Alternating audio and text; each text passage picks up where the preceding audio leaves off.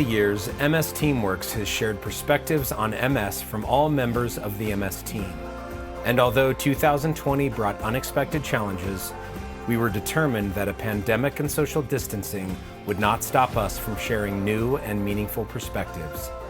The setting was different, but the message is the same. I have MS. I have a team. I have a future.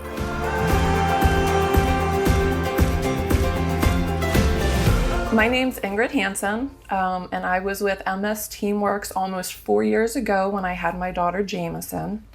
I was diagnosed with MS in February 2012 with relapsing remitting MS, and the diagnosis actually came as kind of a surprise. It started with pain in my left eye, but as a teacher I just assumed I had gotten another round of pink eye, but the pain got worse. And then I was actually Christmas shopping in December of 2011, and I realized that although I could see everything, I couldn't really read the signs on the aisles, like telling you what was in each aisle. So I ended up going to an ophthalmologist who referred me to a neuro-ophthalmologist who diagnosed me officially with optic neuritis. And apparently that's a symptom of MS, so I had to have an MRI as a precaution. And it turned out that I did in fact have lesions on my spinal cord and my brain. So that was my official diagnosis with MS.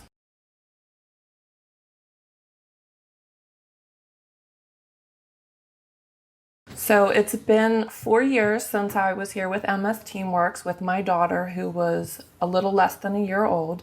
I'm actually expecting my second child next month. These pregnancies take a lot of planning with MS. You have to, the primary issue is the medication, because most of the disease-modifying therapies aren't safe for fetuses. Some of them you can stay on until you get pregnant. But with Jameson, I was on an injectable, and I had to be off of that for 2 months before being able to try to conceive. And something to note is if there had been a relapse within that time, is I would have had to start treatment again and be stable for a year before being able to try again. So there's a lot of planning involved. And then with this pregnancy, I'm actually on an infusion every 6 months. And in this case, I didn't have to wash off of the meds, but after the first 2 months post infusion, I was able to start trying. So you have about a 4-month window to actually get pregnant, or you have to do the next one and then wait 2 months.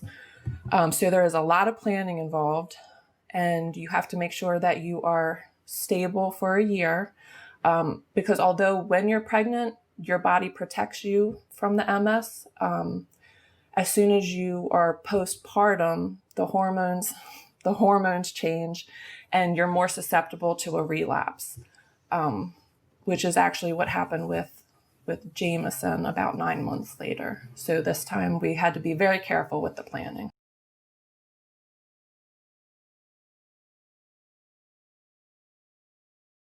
So overall, health-wise, during these pregnancies, I felt pretty good health-wise and MS-wise. I would say that the biggest difference between the two pregnancies is that with the first pregnancy, I didn't know if any of the symptoms of pregnancy were pregnancy-related or MS-related. And I'm very in tune with my body, so every time something would change, I tried not to be a hypochondriac and worry about whether it was an MS symptom or not. But especially like the extreme fatigue that comes at the beginning of pregnancy. That was nice to know this time around that I expected that and it wasn't an MS flare-up. And then like the urgency to go to the bathroom, that's also a normal pregnancy thing, so I didn't have to worry about that.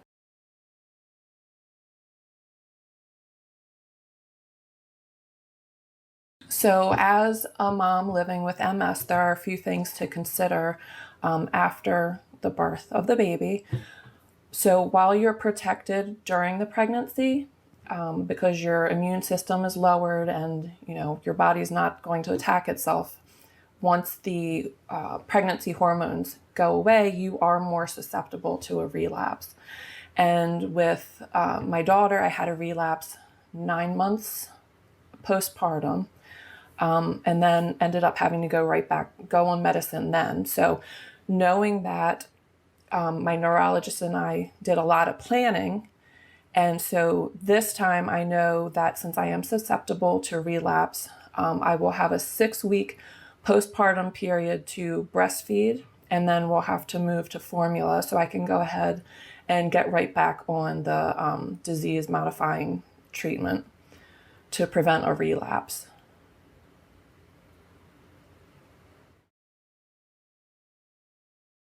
As a busy mother with MS, my number one goal is to avoid a relapse so I can stay healthy, live my life, take care of my children, do my job. So although it's difficult, I do make sure to carve out time for myself. I try to stay physically active, try to exercise every day, and eat healthy. I know that the Mediterranean diet with good fats and oils is really good for your brain, so I try to keep that in mind. And regarding exercise, not just to stay fit and for cardiovascular health, but I try to do a lot of weight training.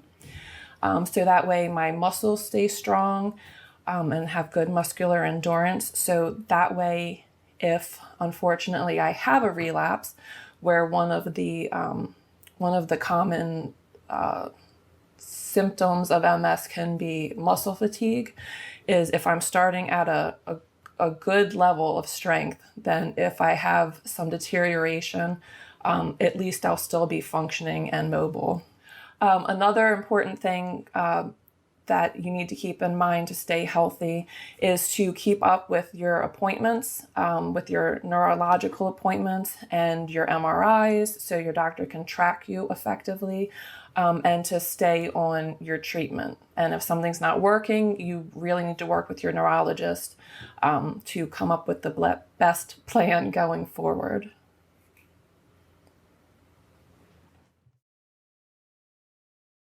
Something that I haven't really thought of because my daughter is so young, that I recently started thinking about, was how I will approach the subject of my MS with my children. Since my daughter's asking 1,000 questions a day, I'm sure it's going to come up pretty soon. So thinking about it, I think I will approach it the same way I approach any serious subject. I'm very honest and open with everything. And I also tend to use a sense of humor with most things, even if they're a little bit serious. So I'm sure I will let my children know about the MS, but I also want to be very careful not to scare them, not to make them think that like mommy's sick or, mommy's going to die or anything like that. I just would want to be open and honest and let them know if I'm having a flare-up, what that might look like. But I guess we'll just play it by ear.